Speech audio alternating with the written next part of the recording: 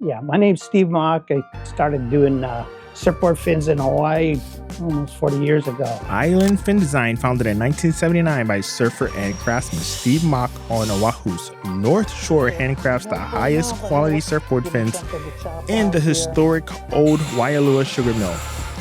Known as Hawaii's premier fin supplier, the company emphasizes craftsmanship, classic design, and performance to create durable, aesthetically refined fins tailored to individual surf styles. In this episode, we visit Island Fin Design to learn about the history and some of what they do. My family and I still live on the North Shore of Oahu and been maintaining this fin business in the Waialua Sugar Mill. Well, when I came to Hawaii, it was just a super fun experience. It was like North Shore, heart of the surf scene. Very fortunate to meet some very solid people, like Bill Barnfield, Tom Mayo, guys that were already in the surf industry, but also just good family guys that kind of helped me start my working in the surf industry, you know, from hand sanding surfboards to just asked to make panels for a guy, for Rusty Whitlock. He had a fin company. We were doing hundreds of fins, but before he was through.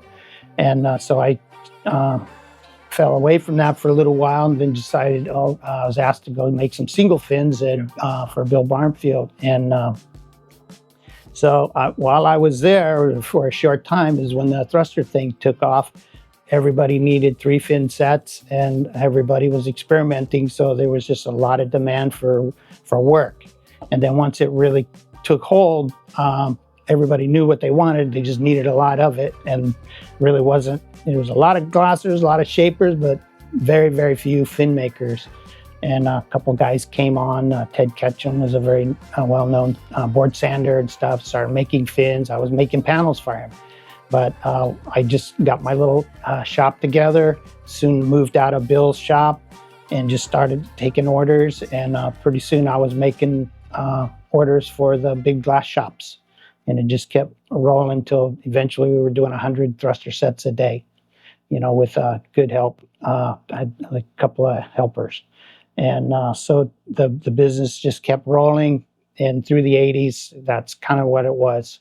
As the fin systems kicked in, the, you know, future FCS like that, the glass on fins started falling away. But fortunate, the longboarding scene kind of took off with the 2+1s and Bonga Perkins.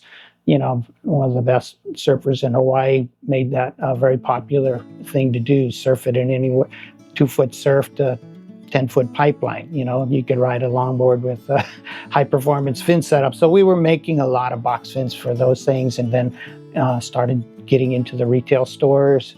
And, you know, pretty soon we had our logo and just started to produce fins for the retail stores. And that's kind of what we've been doing almost ever since, with still a bit of glass on work here and there. Yeah, we're doing box fins for retail stores. The popularity of longboarding hasn't gone away. Not a major player, but we're still, you know, have fins in probably most retail stores that you visit on Oahu.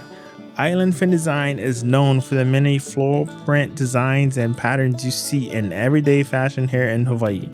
At what point did the idea of including floral prints in your designs come to fruition? Well, I just, you know, I experimented with it and not really seeing a whole lot of it around. So once I started, I realized the variety of a display you could have in a retail store, and having that, you know, I could just see the customers really liking it. And, you know, everybody had the small, you know, the variety of solid colors, tints and things. So just to have that much different product to show. And then, yeah, in Hawaii, everybody just gravitated towards aloha prints. And then I had a regular thing where I'd go probably a couple times a year and visit San Diego County, LA County. And just pretty much every shop would have the same set of, you know, rack of fins.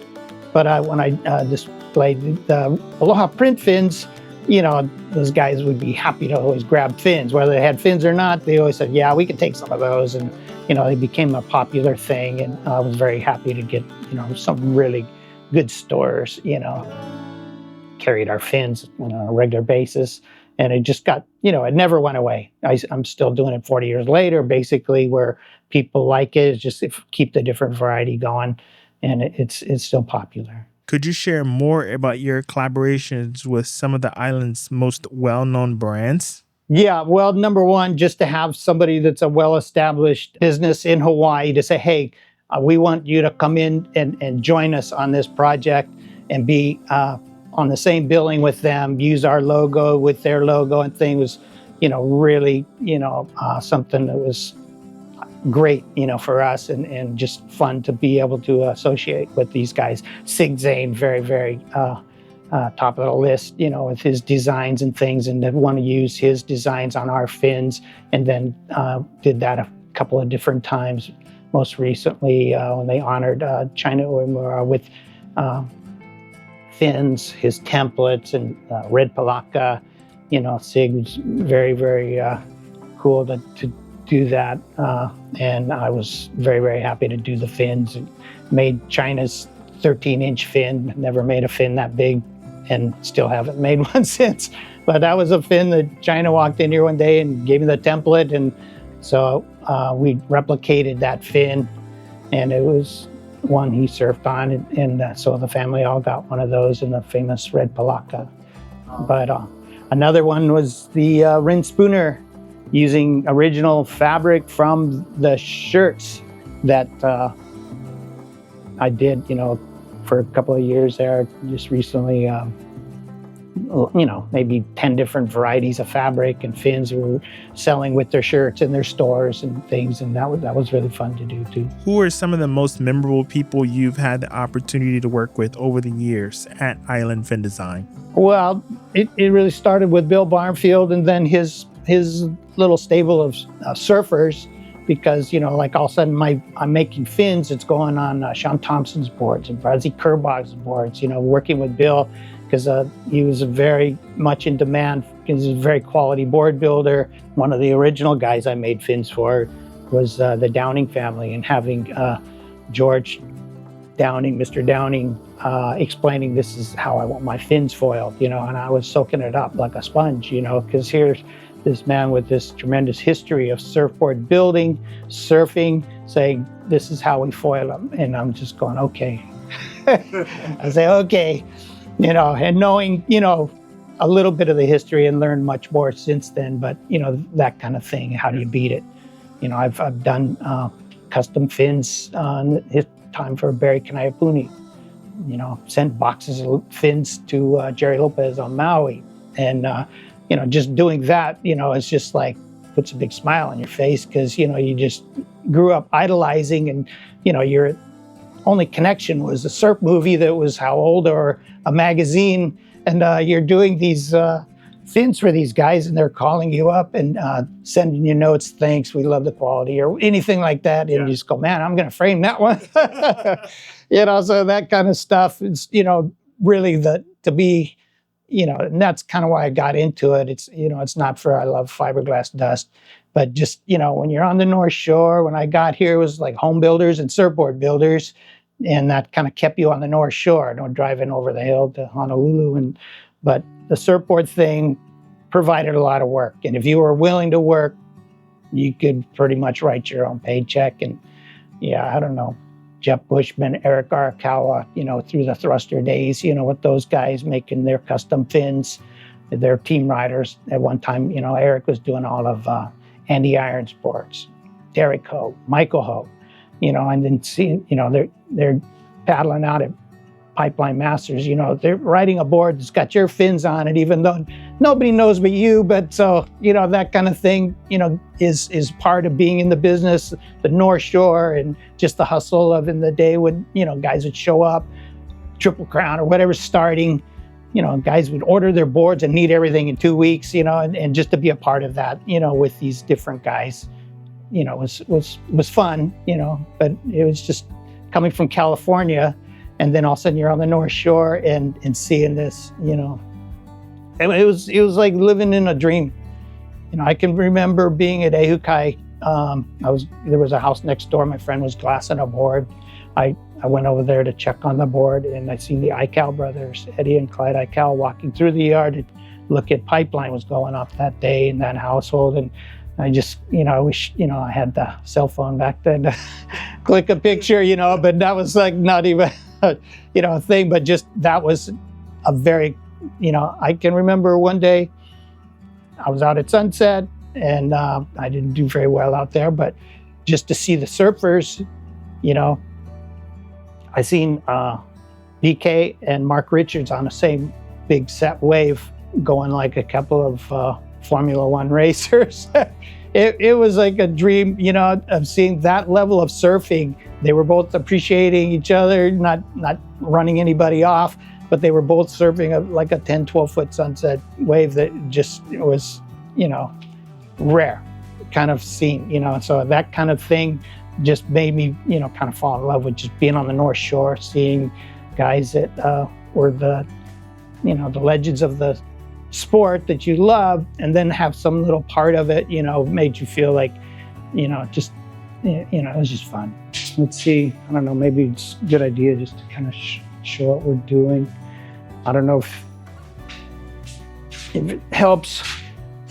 I'm just getting this for you in case, if it helps to, from a vantage point. I'm a long family of surfboard builders and all around just talented artists. And Taro just started making these custom housings, and he's the guy that built that machine. Wow. But they've all had Taro had his own fin company. Those guys went to Spain and built the puka shop in the early 80s. So they very deep in the surf culture of the North Shore, and Taro's still making housings and special things. Last he was here, he was making a thing for a big show in Vegas. It's a big, the dome thing they have that has like a big light show kind of thing with water or whatever. Yeah.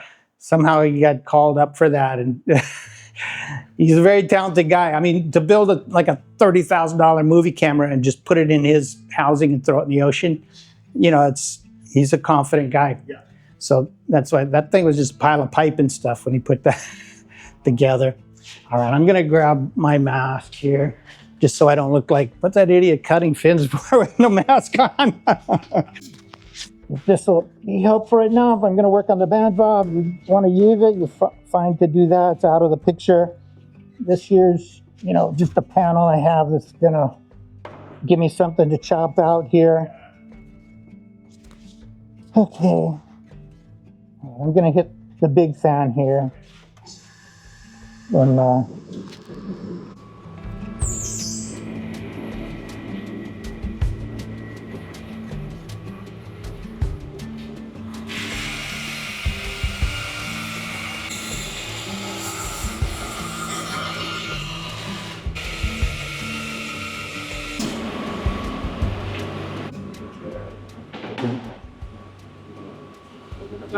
I cut these pretty close.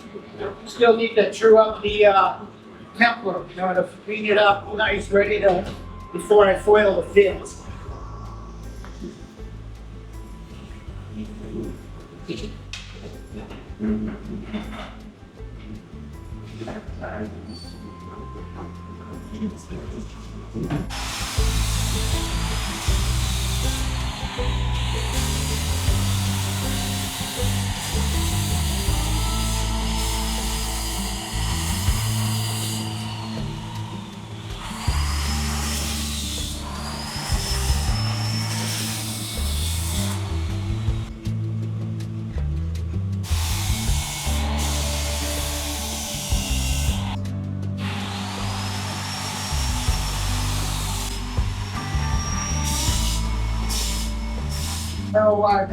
This, getting it to this point is just the beginning of, then I take it out and I kind of clean up the tip of it off. Yeah. And then there's a whole other process of fine sanding with softer pad. Using an orbital sander and a little bit of hand sanding gets it to the point where I can silk screen a level on it and spray it without showing any of this kind of swirl. Yes. It's a level to it, just that right there. That's pretty much the process of roughing out these fins. If you don't clean up these little flat spots, they're just gonna Next, we head on over to an area where Uncle Steve stores his fabrics and fin templates. If I recall correctly, it takes about 40 layers of 8-ounce rolling glass or about 50 layers of 6-ounce fiberglass cloth to create a single laminate sheet, something along those lines. After, years of just trying to keep fresh color designs and things, just adding new colors all the time, always like the when another shop's ready to order again, just have whole different look they can put on their shelves, and that way their customers, when they come in, have something else to look at, another reason to buy a fin. So all these colors and prints usually are designed around being busy enough print, to be able to fit on a fin real nice. So you can design a good layout on a fin. The Palaka print, obviously very popular in Hawaii, and just I like to keep the lines parallel with the design on the print, but that never gets old. Very popular always in Hawaii, for sure. This is panels, basically an open mold, where you're layering up the cloth, putting in the aloha print dead center in the panel. Gives you a thickness, about like this, a little bigger than the box you're gonna fit it into, but very, very, labor intensive kind of panel making, with gallons of resin, layers and layers of fiberglass, and pop that off and scribe out your fin. So, this is just a bunch of my kind of stock templates. 9.5's always going to be real popular for the 9-foot longboards, and a few custom fins, Carson Myers templates. But this is all different fins. Still doing some glass-ons for Jack Reeves. The gun fins, if they're making a single fin, this is usually what's going to go on it. Either a glass-on or box fin for 9-10-foot guns. It's a testament in itself to see the pride Steve takes in this craft. He carefully labels and bags each freshly made handcrafted fin, ensuring each piece meets the highest standards before it heads out into the surf. Just doing these floral prints has kind of become what we're known for, and having a good variety. A lot of people use fabric, but we have quite a bit of variety usually in stock, and it brings a lot of people, especially people that aren't from Hawaii, that see aloha prints because they don't normally see it where they're from. So having good selection of that is always, what I need to keep in stock. This is kind of a very popular kind of version, is anything with like a floral, hibiscus, black version or white version. Background is two versions that we just keep getting asked for. Over here, these are volant fins, usually hand foiled to flex a bit in the tips, and then never spray. Just keep the sand finish and gives it a kind of a cool look. A lot of material foiled out. It takes a lot more time to foil these, just to maintain, the right thickness without destroying the fin, and giving, just a good little bit of flex in the tips. So you can add some color to your volant panels and still have variety of colors, but just having a foiled fin like that is kind of what those fins are made for. Hey guys, Ramon here. Thank you all for tuning in to today's video. Hit that subscribe button and notification bell to stay up to date with what's happening here on Oahu. If you would like to watch more videos, check out our playlist. And last but not least, consider becoming a member of the Oahu Surf Films Ohana.